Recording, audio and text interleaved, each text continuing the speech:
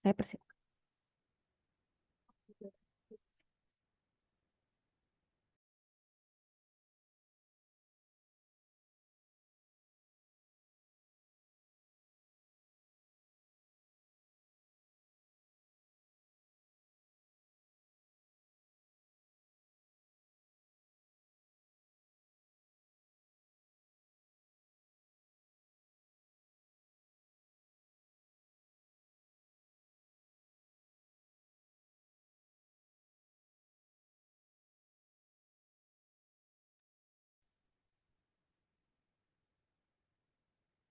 Oke, Baik, ya. selamat siang kepada Ibu Siswoyo dan teman-teman sekalian. Kami dari kelompok 2 akan mempresentasikan hasil kerja kelompok kami mengenai manajemen proyek. Dan topik-topik yang akan dibahas di kali ini adalah mulai dari pentingnya manajemen proyek, lalu ada perencanaannya, penjadwalan, pengendalian, dan kita akan membahas teknik manajemen proyek, PERT dan CPM, lalu menentukan jadwal proyek, variabilitas dan waktu aktivitas, lalu ada pertukaran biaya waktu dan crashing proyek, dan selanjutnya kritik terhadap PERT dan CPM, dan terakhir penggunaan Microsoft Project untuk mengelola proyek. Dan ini adalah anggota kelompok kami. Yang pertama ada Daryl Fajar Ardiansyah, lalu ada Nazwa Oktaviani, lalu ada saya sendiri, Saukiristullah Mahmudi, dan yang terakhir ada Zerafim Emmanuel Saum. The importance of project management. Jadi sebelum kita membahas tentang uh, kepentingan dari manajemen project, kita harus tahu dulu nih apa yang dimaksud dengan manajemen proyek itu sendiri. Nah, manajemen proyek itu sendiri adalah sebuah proses perancangan, perorganisasian, dan pengendalian sumber daya dalam suatu proyek. Nah, manfaat utama dari manajemen proyek ini sendiri adalah meningkatkan efisiensi dan efektivitas manajemen proyek, juga membantu tim untuk menggunakan sumber daya dan waktu secara optimal, sehingga proyek dapat diselesaikan dengan waktu yang lebih cepat. Nah, manajemen proyek juga membantu meningkatkan komunikasi dan kolaborasi antar anggota tim, sehingga proyek dapat berjalan dengan lebih lancar dan meminimalisir risiko kegagalan proyek tersebut. Lalu dalam manajemen proyek itu melibatkan 3 tahap. Yang pertama planning, scheduling, dan controlling.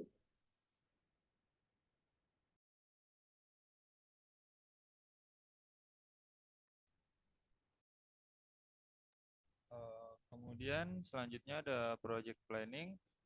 Proyek dapat didefinisikan sebagai serangkaian tugas terkait yang diarahkan menuju hasil besar. Dalam beberapa perusahaan, organisasi proyek dikembangkan untuk memastikan program yang ada terus berjalan lancar. Bagi perusahaan yang mempunyai banyak proyek besar seperti perusahaan konstruksi, organisasi proyek adalah cara yang efektif untuk menugaskan orang dan sumber daya fisik yang dibutuhkan. Ini adalah struktur organisasi sementara yang dirancang untuk mencapai hasil dengan menggunakan spesialis dari seluruh penjuru perusahaan. Organisasi proyek mungkin sangat membantu ketika yang pertama, tugas pekerjaan dapat ditetapkan dengan tujuan dan batas waktu tertentu. Kemudian yang kedua, pekerjaan tersebut unik atau agak asing bagi organisasi yang ada. Yang ketiga, pekerjaan tersebut memuat tugas-tugas yang membutuhkan keterampilan khusus. Yang keempat, proyek ini bersifat sementara namun penting bagi organisasi. Dan yang terakhir, proyek ini melintasi lini organisasi. Kemudian di sini ada dua. Yang pertama ada manajer proyek dan ada work breakdown struktur atau struktur rincian kerja. Bisa di next. Yang pertama ada manajer proyek. Contoh organisasi proyek ditunjukkan pada gambar tersebut. Bisa dilihat, anggota tim proyek untuk sementara ditugaskan pada suatu proyek dan melapor kepada manajer proyek. Manajer menuju proyek mengkoordinasikan kegiatan dengan departemen lain dan melapor langsung ke manajemen puncak. Manajer proyek menerima visibilitas tinggi di perusahaan dan bertanggung jawab untuk memastikannya. Yang pertama, semua kegiatan yang diperlukan diselesaikan dalam urutan yang benar dan tepat waktu. Yang kedua, proyek masuk sesuai anggaran. Yang ketiga, proyek memenuhi sasaran mutunya. Yang keempat, orang-orang yang ditugaskan pada proyek tersebut menerima motivasi, arahan, dan informasi yang dibutuhkan untuk melakukan pekerjaannya.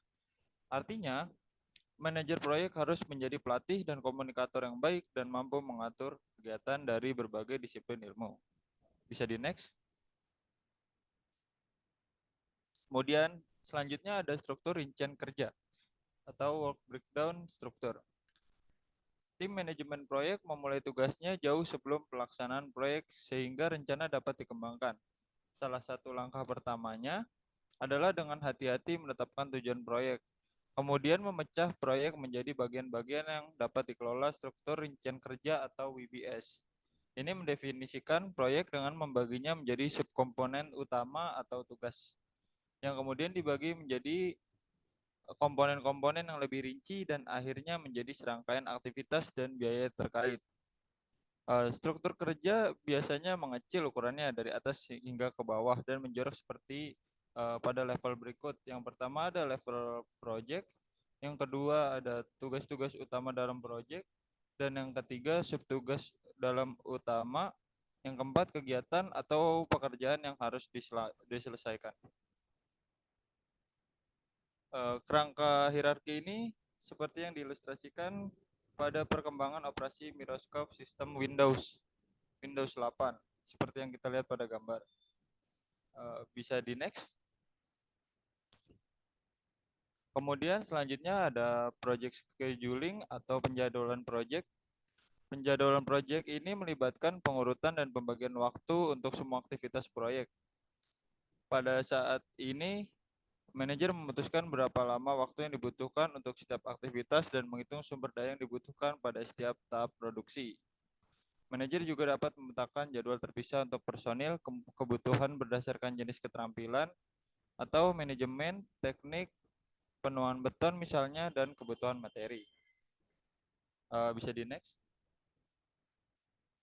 Kemudian di sini adalah Bagan-Gan.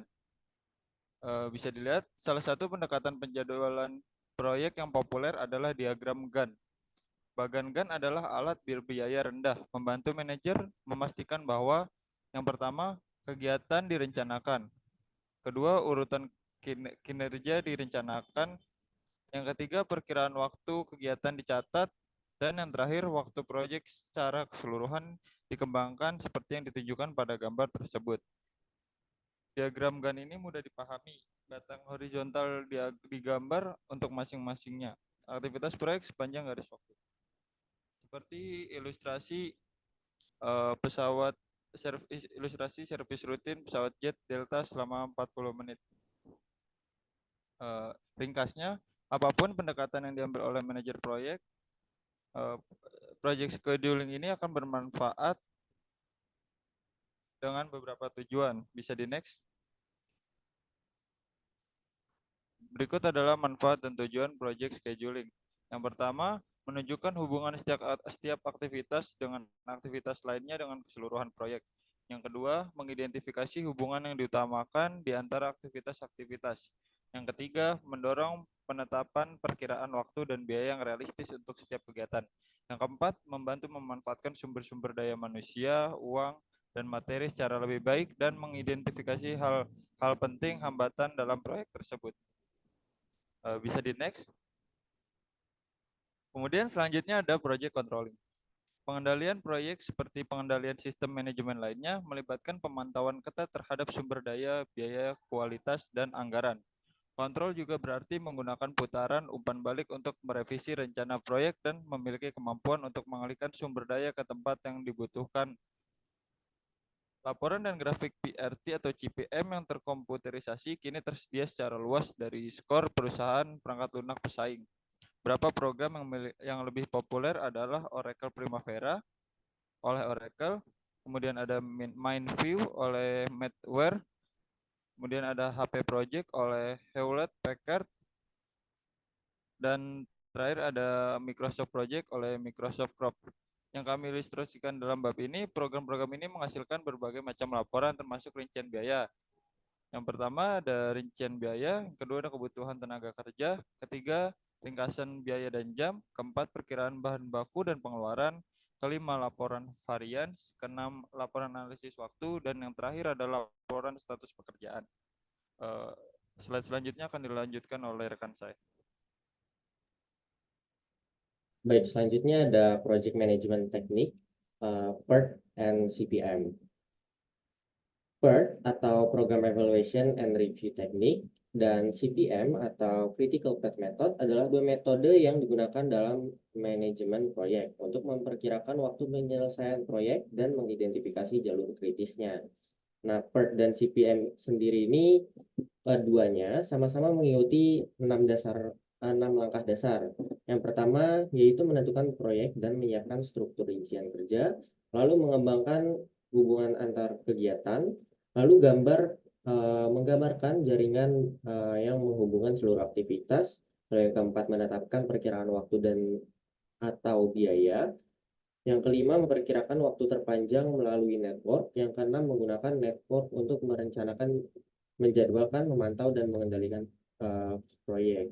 Nah, walaupun mereka berdua mempunyai 6 dasar langkah yang sama, tetapi PERT dan CPM ini memiliki beberapa perbedaan, tidak beberapa sih, ada beberapa perbedaan yang signifikan, di mana PERT sendiri ini menggunakan 3 perkiraan waktu untuk setiap aktivitasnya, sedangkan CPM hanya menggunakan satu waktu yang diketahui secara pasti dalam setiap aktivitasnya.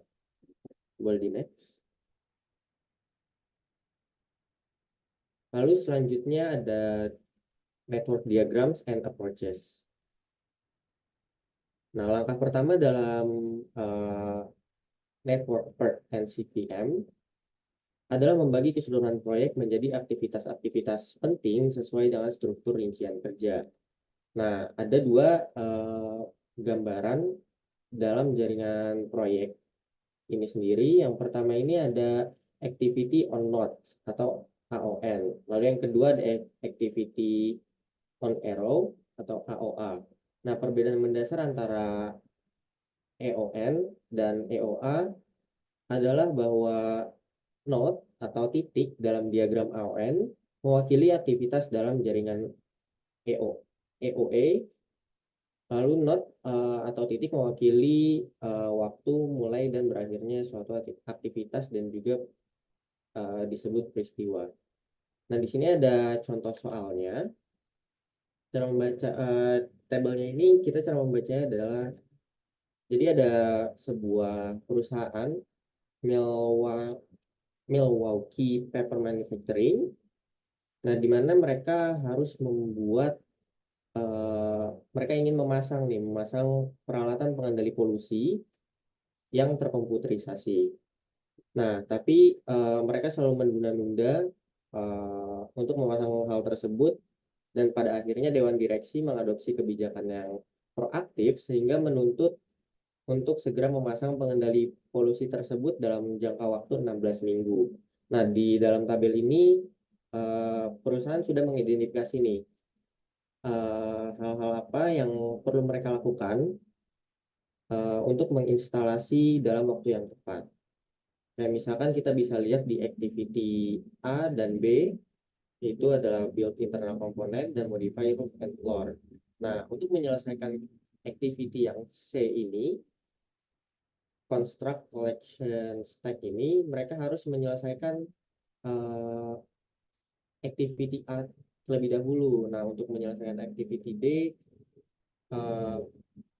pour concrete and install frame, mereka harus menyelesaikan activity A atau B, dan selanjutnya. Boleh di next. Nah, yang selanjutnya ada activity on node example. Nah, ini jawabannya.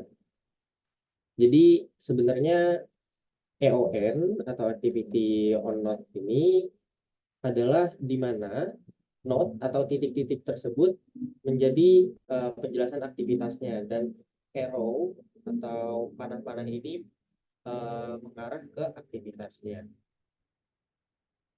Jadi yang pertama di sini ada start activity, lalu mereka terbagi menjadi dua cabang, menjadi activity A dan activity B.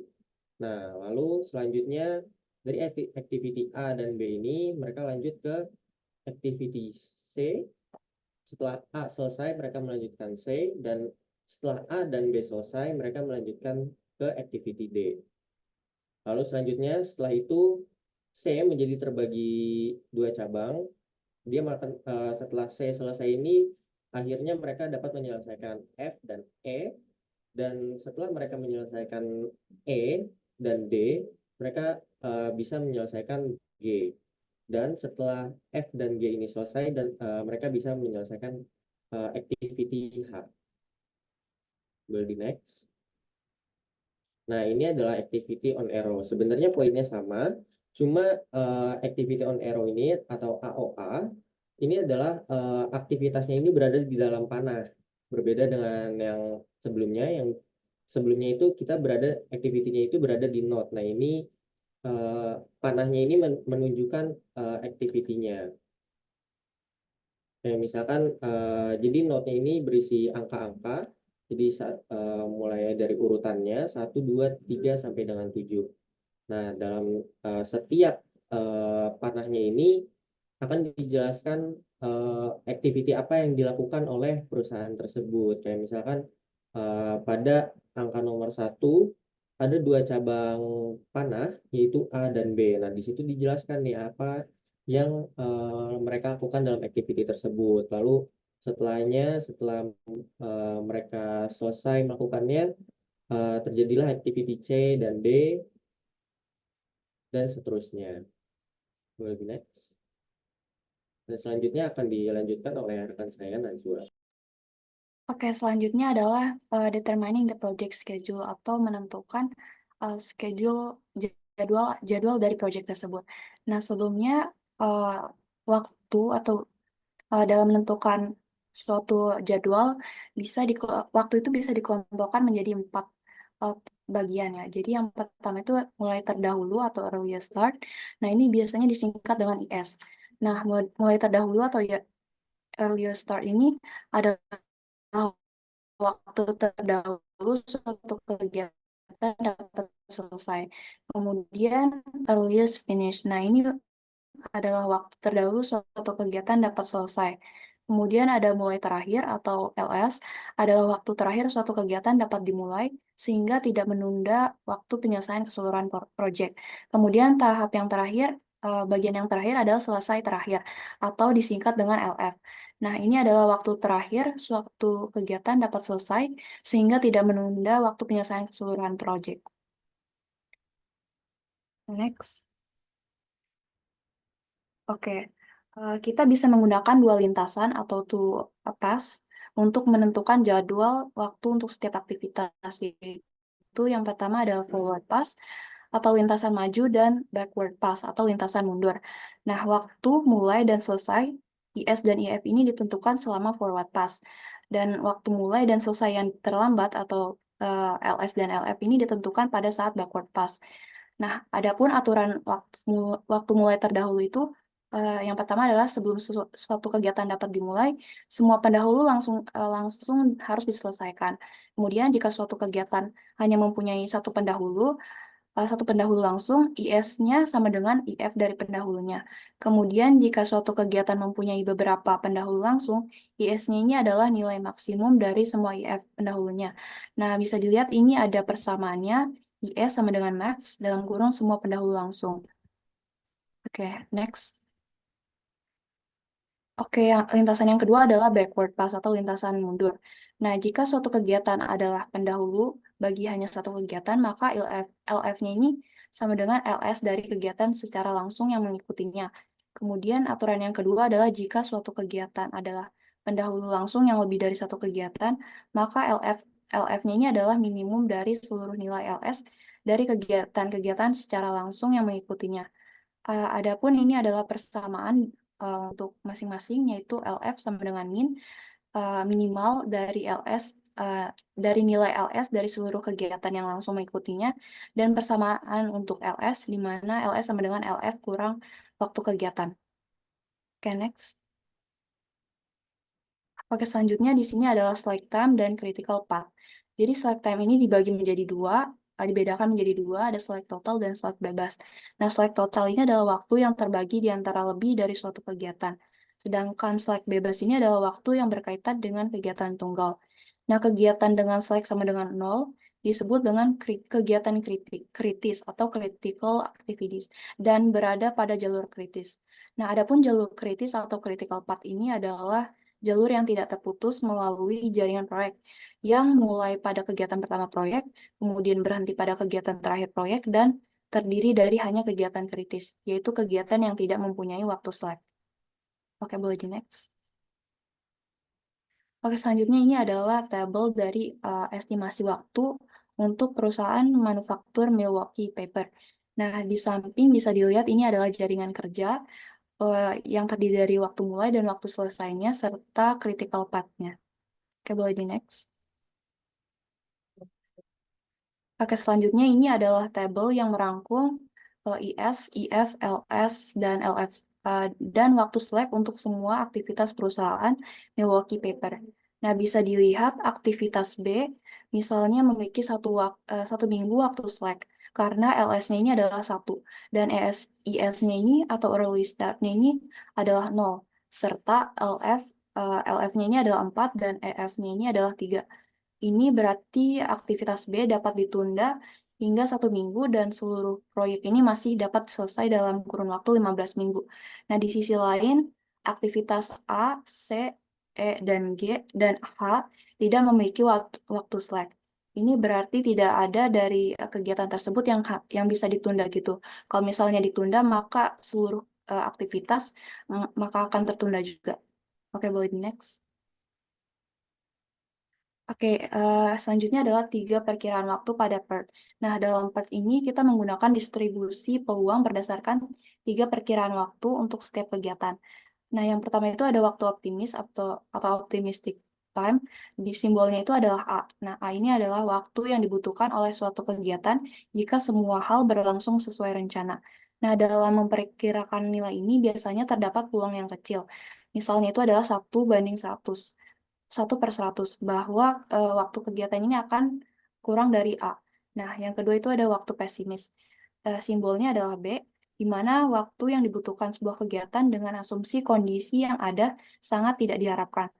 Eh, dalam memperkirakan nilai ini, biasanya terdapat peluang yang kecil juga.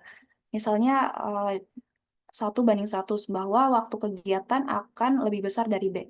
Kemudian yang ketiga adalah waktu realistik atau most likely time, simbolnya adalah M. Nah, ini adalah perkiraan waktu yang dibutuhkan untuk menyelesaikan sebuah kegiatan yang paling realistis. Oke, boleh di next. Oke, selanjutnya adalah distribusi peluang beta. Ini adalah sebuah distribusi matematis yang menerangkan distribusi perkiraan waktu kegiatan dalam sebuah jaringan PERT. Nah, untuk menemukan waktu kegiatan yang diharapkan, expected activity time, T, distribusi beta memberikan bobot perkiraan ketiga waktu sebagai berikut. T sama dengan A ditambah 4M ditambah B dibagi 6. Nah, hal ini berarti waktu realistis atau M diberikan bobot 4 kali lipat daripada waktu optimis atau A dan waktu pesimis B. Nah, waktu perkiraan T dihitung menggunakan persamaan 3 sampai 6 untuk setiap kegiatan yang digunakan pada jaringan proyek untuk menghitung semua waktu terdahulu dan terakhir. Kita boleh di next. Selanjutnya adalah varians waktu penyelesaian kegiatan. Nah, untuk menghitung dispersi atau dispersion atau varians waktu penyelesaian kegiatan, kita menggunakan rumus varians sama dengan B dikurang A dibagi 6 dipangkatkan 2. Nah, PERT menggunakan varians kegiatan jalur kritis atau critical path untuk membantu menentukan varians proyek keseluruhan. Nah, varians proyek dihitung dengan menjumlahkan varians critical activity. Bisa dilihat ini rumusnya adalah standar deviasi A sama dengan project variance ditambah sama dengan total dari variance total keseluruhan variance dari aktivitas di jalur kritis. Oke, boleh di next. Nah, berikut ini adalah tabel dari time estimates dalam kurun waktu seminggu untuk perusahaan Milwaukee Paper. Nah, varian dalam perkiraan waktu yang diharapkan untuk setiap aktivitas dipengaruhi oleh selisih antara estimasi waktu optimis atau A dan juga pesimis atau B. Nah, dalam manajemen proyek, variansi ini adalah ukuran seberapa jauh estimasi individu berbeda dari nilai yang diharapkan. Nah, semakin besar selisih antara estimasi optimis dan pesimis, semakin tinggi juga variansnya, yang menunjukkan ketidakpastian atau resiko yang lebih besar terkait dengan aktivitas tertentu tersebut. Nah, aktivitas dengan selisih yang lebih besar antara waktu optimis dan pesimis, misalnya pada aktivitas F, dan G, akan memiliki varians yang lebih tinggi dalam perkiraan waktu yang diharapkan dibandingkan dengan aktivitas yang memiliki selisih yang lebih kecil. Misalnya itu aktivitas A, B, C, dan H. Ini menunjukkan bahwa ada lebih banyak ketidakpastian atau resiko yang terkait dengan memperkirakan durasi aktivitas-aktivitas ini secara akurat, yang mengarah pada varians yang lebih tinggi dalam waktu penyelesaian yang diharapkan. Oke, boleh di next. Selanjutnya akan dijelaskan oleh rekan saya. Baik, materi yang berikutnya akan saya jelaskan. Di sini kita akan membahas tentang materi cost time trade-off and project tracing. Nah, di dalam manajemen proyek ini, seringkali kita menghadapi situasi di mana jadwal yang direncanakan perlu disesuaikan kembali. Nah, hal ini tuh dapat disebabkan oleh keadaan yang tidak terduga atau keputusan strategis untuk mempercepat penyelesaian. Nah, namun mengubah durasi proyek itu akan berdampak pada biayanya, sehingga menciptakan namanya kompromi biaya waktu yang penting. Nah, kita lanjut ke definisi dari cost time trade-off, yaitu adalah sebuah prinsip yang mengakui hubungan inheren antara durasi proyek dan biaya terkait. Yang berarti dengan memendekkan durasi proyek, biasanya akan membutuhkan sumber daya tambahan, yang akhirnya mengarah kepada peningkatan pengeluaran. Dan sebaliknya, jika kita memperpanjang jadwal, umumnya akan mengurangi biaya atau menghemat biayanya. Lalu di sini ada project tracing, yaitu adalah teknik yang berfokus untuk pengurangan durasi keseluruhan proyek secara sengaja dengan menerapkan sumber daya tambahan pada aktivitas kritis. Lalu kita next ini, apa saja yang perlu diperhatikan dalam materi ini? Yang pertama ada jalur kritis. Tadi sudah disampaikan sebelumnya, jadi nggak akan saya bahas lagi. Lalu yang kedua ada teknik kompresi. Nah, teknik kompresi ini adalah metode yang digunakan untuk mempersingkat durasi suatu aktivitas. Di sini ada 3 contoh. Yang pertama ada penambahan sumber daya, seperti kita memperbanyak personil Zarafim, lagi. suaranya kurang jelas. Maaf, Bu. Baik. Suaranya kecil. Yang lain gitu nggak? Baik, Bu. Kalau di Apakah saya sih suara aman sih, Bu. terdengar, Bu? Coba lagi. Tes. Ya, udah coba. Silakan. Lanjutkan. Baik. Oke, saya ulang lagi. Ini adalah key consideration atau poin utama yang harus dipertimbangkan. Di sini ada jalur kritis, di mana tadi sudah dijelaskan oleh Nasfa sebelumnya. Lalu yang kedua ada teknik kompresi. Itu adalah metode yang digunakan untuk mempersingkat durasi suatu aktivitas. Ini ada 3 contohnya. Yang pertama ada penambahan sumber daya, seperti kita memperbanyak lagi personel, peralatan, atau materialnya. Lalu yang kedua dengan lembur. Lembur ini memperpanjang jam kerja melalui pembayaran lembur. Lalu yang ketiga ada fast tracking. Fast tracking ini maksudnya apa? Maksudnya adalah menjalankan aktivitas secara bersamaan yang sebelumnya telah disusun dengan sedemikian rupa. Lalu yang ketiga ada analisis dampak biaya atau cost impact analysis, yaitu adalah proses yang mengevaluasi biaya terkait dengan penerapan berbagai teknik kompresi untuk setiap aktivitasnya. Nah, analisis dampak biaya ini sangat membantu manajemen proyek untuk memprioritaskan opsi apa yang paling murah atau yang paling hemat.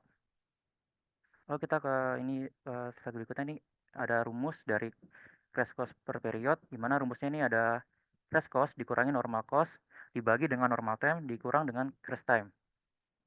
Nah, di sini langsung ada contoh soalnya dari Milwaukee Paper Manufacturing. Dan soalnya di sini ada William ini, manajer proyek ini harus menentukan gimana caranya mempersingkat durasi sebanyak 2 minggu. Nah, lalu dengan biaya yang lebih murah juga tentunya. Kita lanjut aja ke pembahasan berikutnya. Ini ada pembahasannya.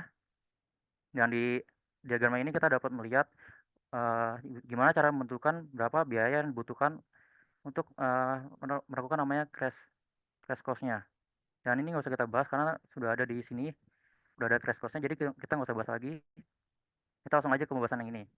Nah, di gambar ini kita udah ada jalur krisisnya, yaitu yang dikasih garis warna biru ini, di mana jalurnya itu ada A, C, E, G, dan H. Nah, kita bisa hitung di sini.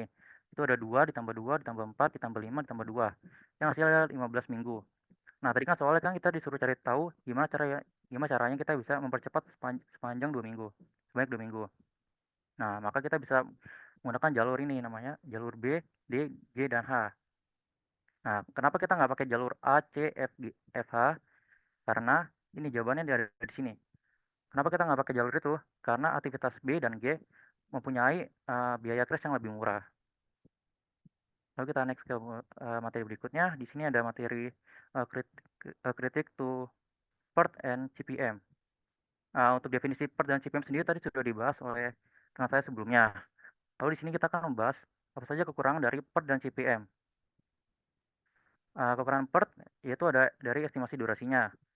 PERT ini menggunakan estimasi durasi probabilistik, yang artinya ada kemungkinan durasi aktual berbeda dengan yang diprediksi. Lalu yang kedua ada kompleksitas, yaitu ada PERT dapat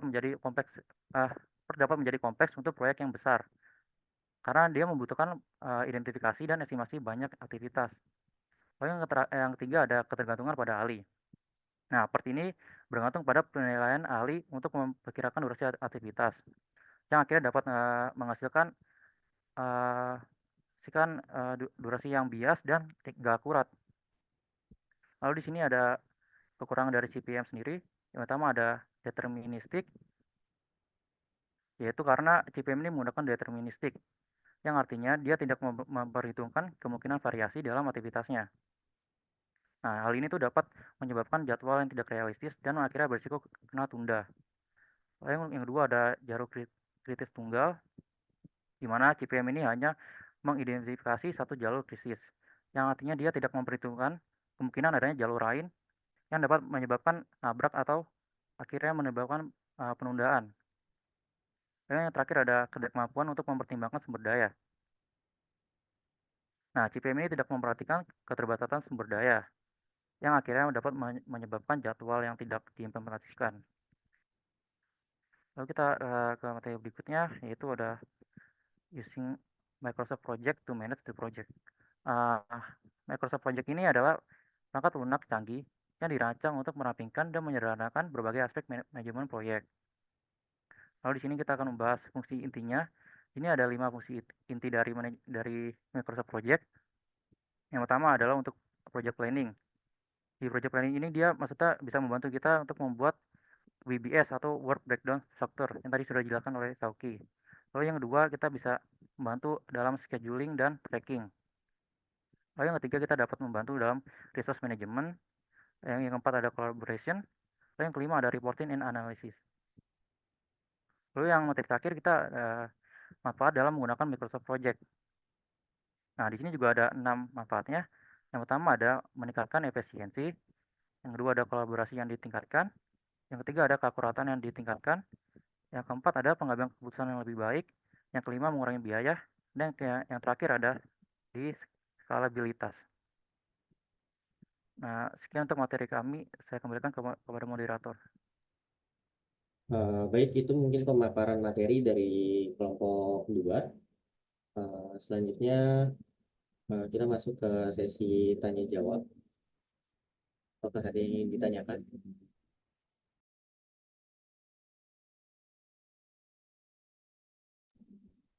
Silakan pertanyaan atau diskusi dari kelompok lain tentang project management.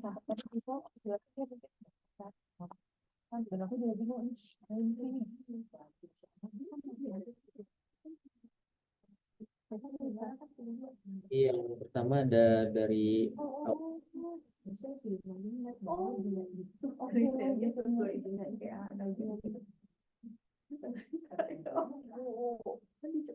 Baik, terima kasih pemaparan materinya oleh kelompok.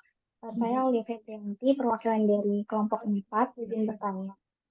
Dalam sebuah proyek itu kan bisa aja terjadi pembengkakan baik dari segi waktu maupun biaya yang nggak sesuai sama plan. Nah, pertanyaannya itu bagaimana project controlling itu yang efektif dapat membantu dalam mengidentifikasi perubahan-perubahan yang diperlukan dan memastikan proyek itu tetap berada dalam batas-batas waktu dan anggaran yang udah ditetapkan. Terima kasih. Oke, terima kasih Aulia. Mungkin kita tampung dulu ya untuk pertanyaannya. Boleh selanjutnya Desma. Baik, terima kasih atas pemaparan materinya dari kelompok 2. Saya ingin bertanya mewakili kelompok 3. Pertanyaannya itu, bagaimana mengatasi kendala-kendala yang mungkin nantinya akan muncul gitu dalam menentukan jadwal proyek atau project scheduling, kayak misalkan seperti keterbatasan sumber daya atau adanya perubahan dalam lingkungan proyek itu sendiri.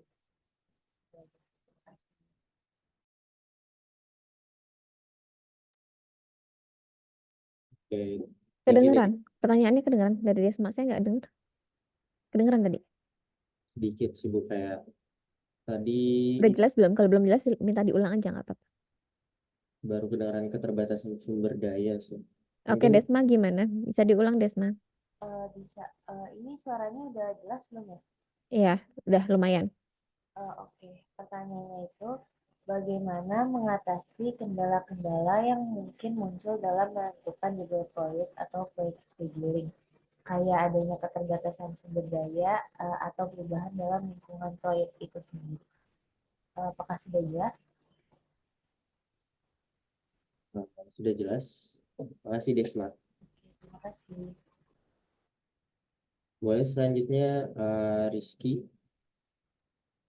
Oke, makasih untuk kelompok 2 atas pemaparan materinya. Jadi kan tadi udah dibahas ya terkait project scheduling.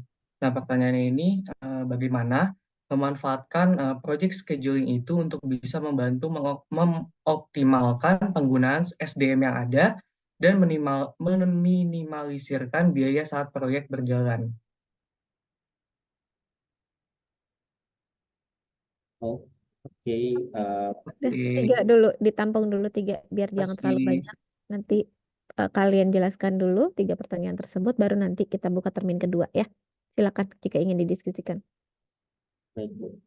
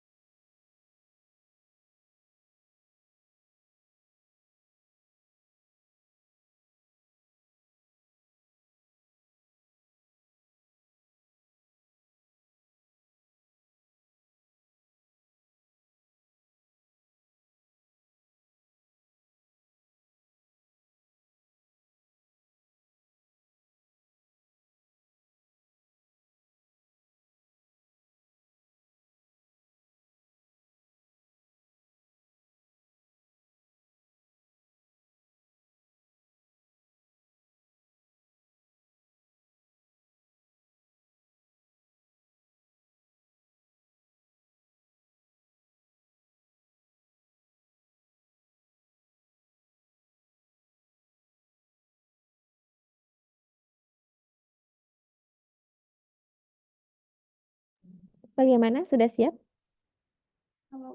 Atau masih butuh waktu untuk diskusi? Hmm? Gimana Shoki? Sudah, Bu. Sudah selesai diskusi. Ini mau Oke, silakan. menjawab. Nasional dan internasional kan? Oke, sebelumnya saya izin menjawab untuk pertanyaan dari Aulia. Pertanyaannya itu adalah bagaimana project controlling yang efektif dapat membantu dalam mengidentifikasi perubahan-perubahan yang diperlukan dan memastikan proyek-proyek tetap berada dalam batas-batas waktu serta anggaran yang ditetapkan. Nah, jawabannya itu ada beberapa langkah untuk mengatasi hal tersebut. Yang pertama itu adalah melakukan pemantauan kemajuan proyek. Nah, melakukan pemantauan rutin ini terhadap kemajuan proyek untuk mengetahui apakah proyek ini berjalan sesuai rencana atau enggak. Kemudian memantau pencapaian milestone dan target yang telah ditetapkan untuk memperkirakan kinerja proyek secara keseluruhan. Kemudian tahap yang kedua adalah menganalisis kinerja proyek tersebut dengan cara melakukan analisis terhadap kinerja proyek dengan membandingkan pencapaian aktual dengan rencana yang telah disusun sebelumnya. Kemudian mengevaluasi kinerja proyek berdasarkan faktor-faktor seperti waktu, biaya, dan kualitas untuk menentukan apakah proyek ini tetap berada dalam batas yang ditetapkan. Kemudian melakukan menggunakan metrik dan alat pengukuran. Seperti contohnya itu adalah EVA atau Earned Value Analysis yang membantu dalam menentukan nilai sebenarnya dari pekerjaan yang telah dilakukan relatif terhadap biaya yang dianggarkan. Kemudian ada mengambil tindakan korektif, yaitu mengambil tindakan korektif ini secara cepat dan tepat jika terjadi penyimpangan dari rencana proyek. Kita perlu mengidentifikasi penyebab penyimpangannya apa dan implementasikan solusi untuk mengoreksi masalah tersebut agar proyek dapat kembali berada dalam jalur yang benar. Kemudian langkah yang terakhir adalah melakukan komunikasi yang efektif. Nah, berkomunikasi secara teratur dan efektif dengan semua pemangku kepentingan proyek, kemudian memastikan pemahaman yang jelas tentang status proyek, serta memberikan informasi yang diperlukan untuk mendukung pengambilan keputusan terkait perubahan yang diperlukan. Oke, sekian jawabannya. Apakah jelas, Aulia? Sudah jelas terjawab. Terima kasih kelompok. Terima kasih kembali.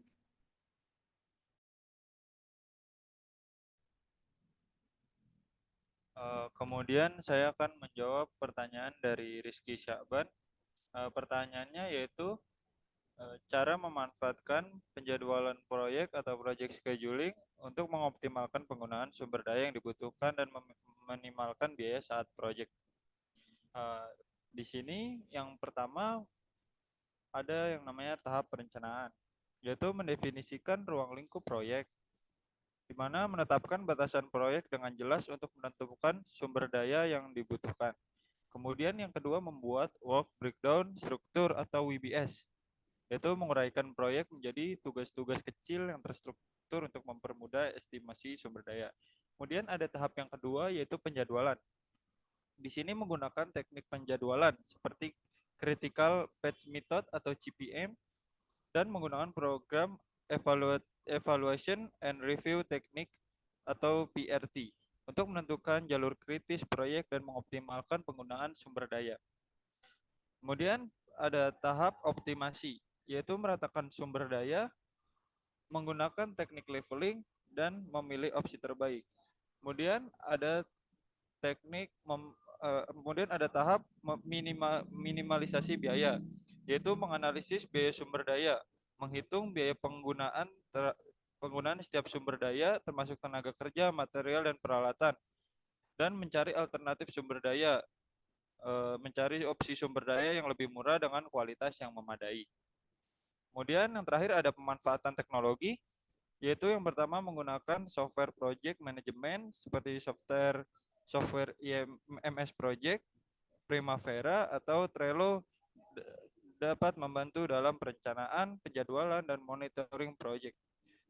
Kemudian bisa menggunakan aplikasi mobile. Banyak aplikasi mobile yang dapat membantu dalam manajemen waktu, komunikasi tim, dan pelacakan kemajuan proyek. Mungkin itu saja jawaban untuk pertanyaan Rizky Syakban. Apakah sudah menjawab? Oke, Dario. Makasih ya, Dario. Oke, sama-sama. Oke, selanjutnya saya izin menjawab pertanyaan dari Desma. Pertanyaannya itu adalah bagaimana mengatasi kendala-kendala yang mungkin muncul dalam menentukan jadwal proyek, seperti keterbatasan sumber daya atau perubahan dalam lingkungan proyek. Nah, di sini ada beberapa cara. Yang pertama itu adalah mengidentifikasi dan melakukan analisis resiko. Nah, yang pertama itu lakukan identifikasi risiko secara menyeluruh sebelum memulai proyek.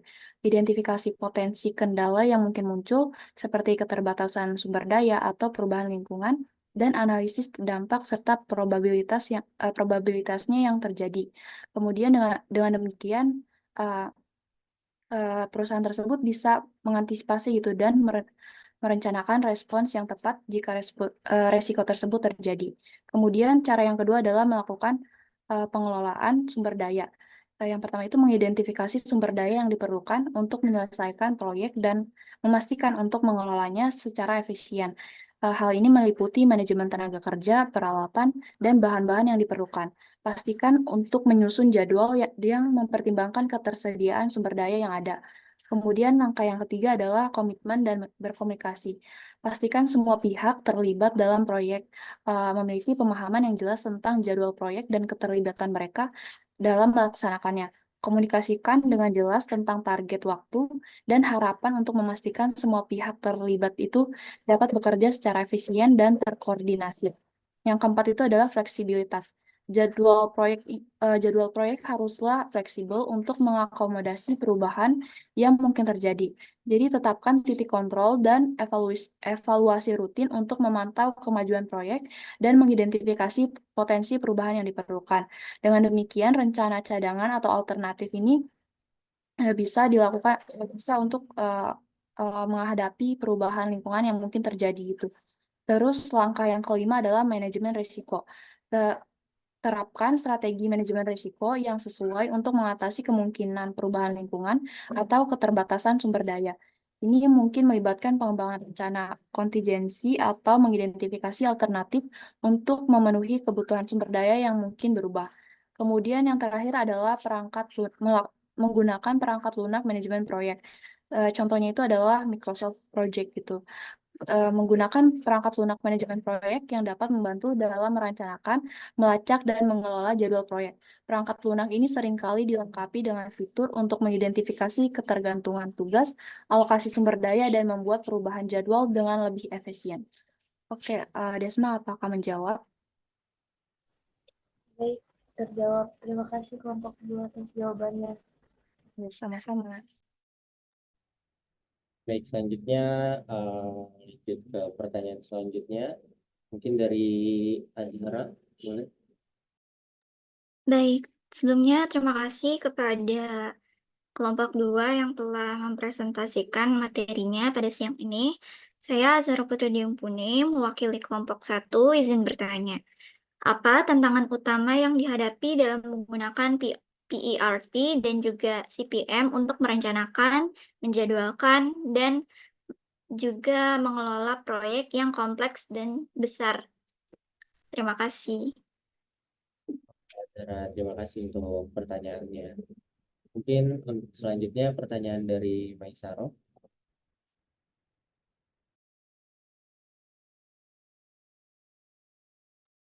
Di chat tuh. Baik, pertanyaannya dari Maisaro adalah lewat chat. Dalam sebuah proyek pasti selalu ada kemungkinan. Baik, terima Baca kasih. aja. Apa yang dibaca dong? Oh, Dalam sebuah proyek, pasti selalu ada kemungkinan-kemungkinan yang tak terduga yang akan terjadi dan menyebabkan proyek menjadi terhambat dan waktu penyelesaiannya menjadi terlambat. Nah, dengan metode PERT, kira-kira langkah apa saja yang bisa dilakukan untuk meminimalisasikan kemungkinan-kemungkinan tersebut terjadi? Kalau kemungkinan tersebut terjadi, langkah apa yang tepat untuk membuat proyek selesai tepat waktu sesuai dengan yang telah dijadwalkan? Oke, tadi kayak kurang lebih pertanyaannya mirip ya sama pertanyaan yang sudah diajukan sebelumnya. Tapi nggak apa-apa, mungkin butuh lagi penekanan-penekanan ya, di mana strateginya untuk menyelesaikan apa namanya hal-hal yang tidak terduga dalam suatu proyek. Mau buka satu lagi pertanyaan, kelompok? ada lagi untuk pertanyaannya. Biar 6. Satu lagi yuk kesempatan untuk menambah nilai keaktifan, teman-teman. Ada yang bertanya? Dibuka satu lagi.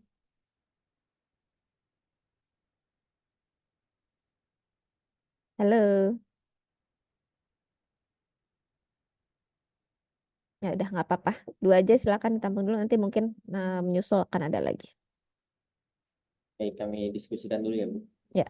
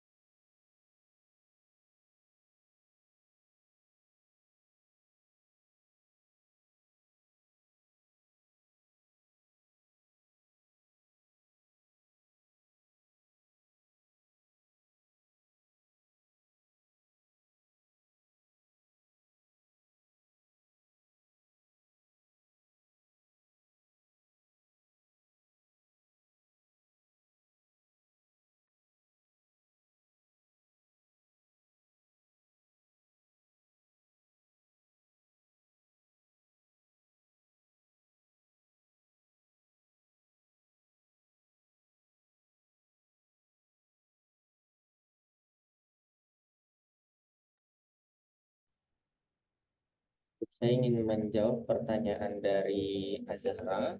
Tadi pertanyaannya ada apa tantangan utama yang dihadapi dalam menggunakan PERT dan CPM untuk merencanakan, menjadwalkan, dan mengelola proyek yang kompleks dan besar. Biasanya dalam PERT atau CPM tantangan utamanya yaitu mulai dari estimasi waktu, terus ada ketergantungan antar aktivitas, lalu PERT dan CPM ini juga biasanya mereka bermasalah dalam estimasi biaya nih, dan juga resiko-resiko yang terjadi secara langsung di lapangan. Nah, mungkin untuk solusinya itu kita bisa meningkatkan lagi keefektifan dalam komunikasi tim di proyek tersebut, dan kita dapat mengelola prioritas secara proaktif dan juga secara fleksibel. Mungkin itu jawabannya. Apakah menjawab? Sudah menjawab, terima kasih. Oke, terima kasih kembali. Baik, saya sini akan menjawab pertanyaan dari Mesaro. Tadi pertanyaannya tuh kurang lebih gimana sih cara minimalisir hambatan dan membuat proyek sesuai dengan jadwalnya. Menggunakan metode PERT. Jawabannya ini ada 6 step yang perlu dilakukan. Yang pertama kita bisa identifikasi dulu dan analisis aktivitasnya. Seperti kita tuh bagi-bagi dulu proyeknya menjadi aktivitas-aktivitas kecil, lalu kita uraikan semua detail-detailnya. Dari situ kita bisa memperkirakan durasi minimum dan maksimumnya. Lalu yang kedua kita buat jaringan aktivitas. Seperti tadi dijelaskan kita bisa bikin namanya critical path, di mana kita bisa bikin diagram jaringan untuk melihat apa saja step-stepnya yang harus dilakukan. Lalu yang ketiga kita bisa membuat estimasi durasi setiap proyeknya. Di sini kita bisa ngitung dulu waktu yang paling cepat atau paling lambat dalam aktivitas itu. Lalu yang keempat kita bisa identifikasi resiko dan kemungkinan hambatan. Nah, di sini kita tuh harus analisis lagi apa saja kira-kira ada risiko apa aja, potensi risiko mana aja, atau potensi hambatan yang akan terjadi ke depannya. Lalu yang kelima kita membuat rencana mitigasi. Nah, kita tuh sini membuat rencana untuk mengatasi hambatan yang tadi sudah kita perkirakan terjadi. Lalu yang keenam kita harus pantau dan evaluasi proyeknya. Kita harus memantau terus progres dari proyek tersebut secara berkala. Lalu kita juga harus melakukan penyesuaian ulang jika ada perubahan-perubahan yang terjadi. Mungkin bisa menjawab pertanyaan tadi.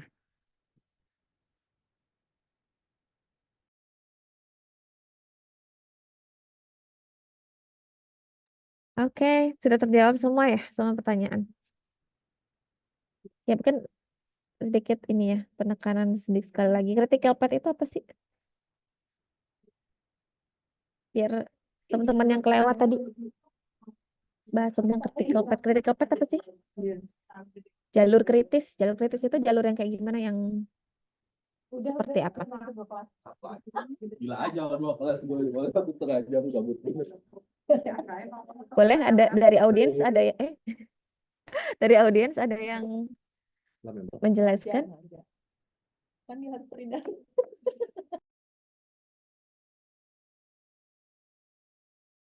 Tarik unggul.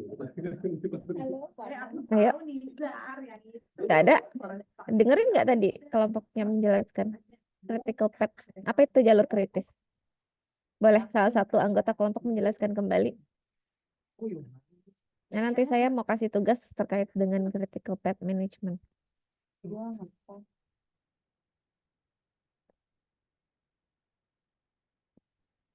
Apa? Lagi submit diksi ya, Silakan. asik. Kelompok jalur kritis itu apa sih? Syauki, Daril, Enggak usah Nazwa belajar atau Zerafit? yang paling fokus ke tahap apa?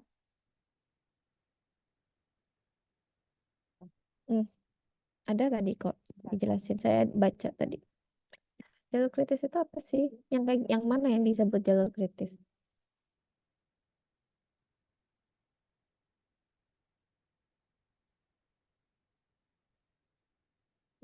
Critical path. Oke, mungkin mau jelasin ya. Jalur kritis Tahu ya, kan tahu nggak sih kalau CPM, critical path method. oh gini aja Pak, kalau yang ada di sini di PAP tambangan media Jalur kritis itu mana? Jalur yang mana? Yang terpanjang atau yang terpendek atau yang tengah-tengah? Itu menggunakan jalur yang terpendek, dia lebih berfokus pada atau menggunakan satu waktu yang yang diketahui secara efektif dalam setiap aktivitasnya, Bu. Yang terpendek, Sauki? Yang terpendek untuk Yakin? yakin. Ayo, yakin. disesuaikan aja sama kriteria kita tadi. Coba lihat, jalur kritis adalah jalur tidak terputus melalui jaringan proyek yang mulai pada kegiatan pertama proyek. Mulai pertama nih, yang paling pertama. Berhenti di kegiatan terakhir proyek. Berarti dia yang Terpanjang, Bu. yang terpanjang, bukan yang terpendek ya. Jadi jalur kritis itu jalur yang terpanjang. Jadi kalau kita misalnya ada proyek tadi, boleh lihat tadi jaringannya. Lihat nggak? Jaringan proyeknya bisa dilihat nggak? Nah, tadi jalur kritisnya yang mana? Kalau dilihat ini, mana? Jalur kritisnya yang melalui apa? Kemana? Kiri. Aldi Febriansyah, ya. Yang mulainya udah jelas yang start ini ya. Terus Coba ke kanan. kemana? Atau jangan yang ini deh, nggak kelihatan. Gambar yang berikutnya ada. Berarti prestasi Pak. Kalau Ini juara, kayaknya ada. kalau juara bikin prestasi aja. Apa Nah, yang di ini. atas, redaksinya di atas. Kalau yang di kolom F. Kalau yang Mana ada jalur kritisnya? di lain prestasi kalau saya coba P. Nah, tadi dibuat prestasi kalau di luar. Ditunjukin tapi nggak bersuara. Coba. Yang mana? Yang Boleh itu, Bu, dijelasin? yang dari A Dari ke A, E, terus kemudian ke E, G, H, terus ke H. Juara kan?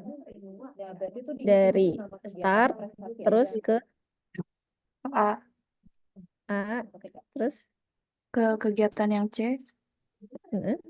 terus yang kegiatan E, kegiatan G, terus yang terakhir kegiatan H.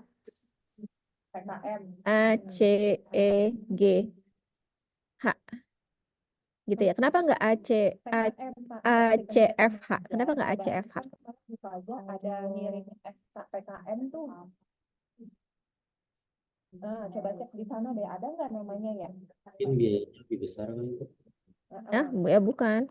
Coba cek di saja Bu Faza, kalau misalnya ada, dia langsung cek nama pembina. Kira-kira kenapa nggak A, C, F, H? SKS Atau dilihin, Pak. nggak A, D, G, H?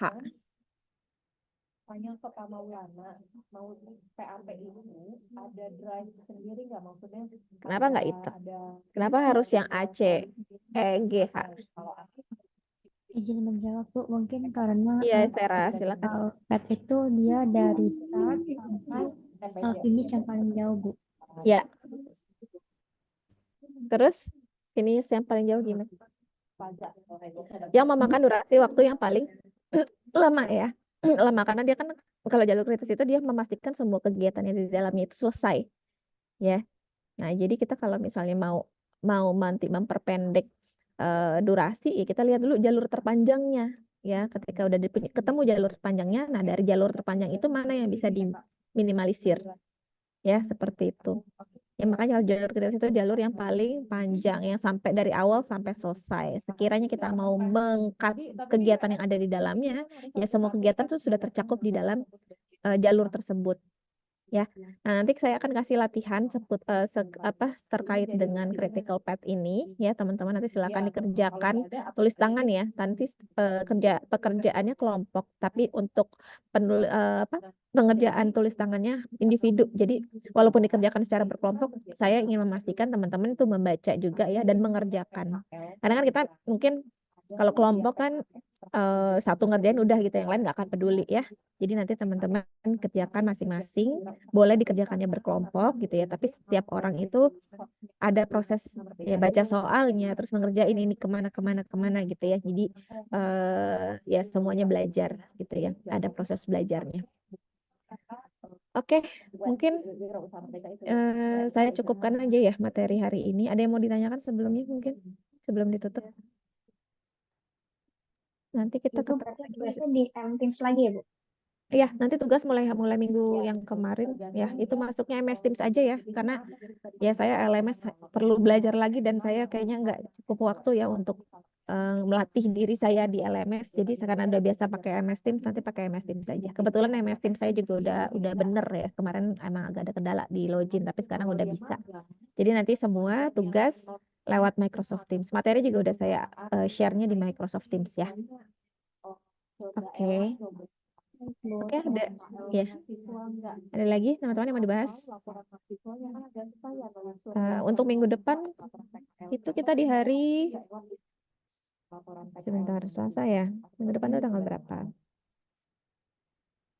Tanggal 5 pagi ya, pagi. Sebentar pesawat saya.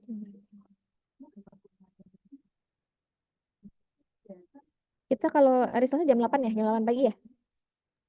Iya, Bu, jam 8. Jam 8, oke, jam 8 pagi. Insya Allah saya bisa, tapi mungkin daring ya. Kemungkinan besar daring, karena siangnya saya ada penerbangan, jadi kayaknya nggak, kalau luring nggak cukup.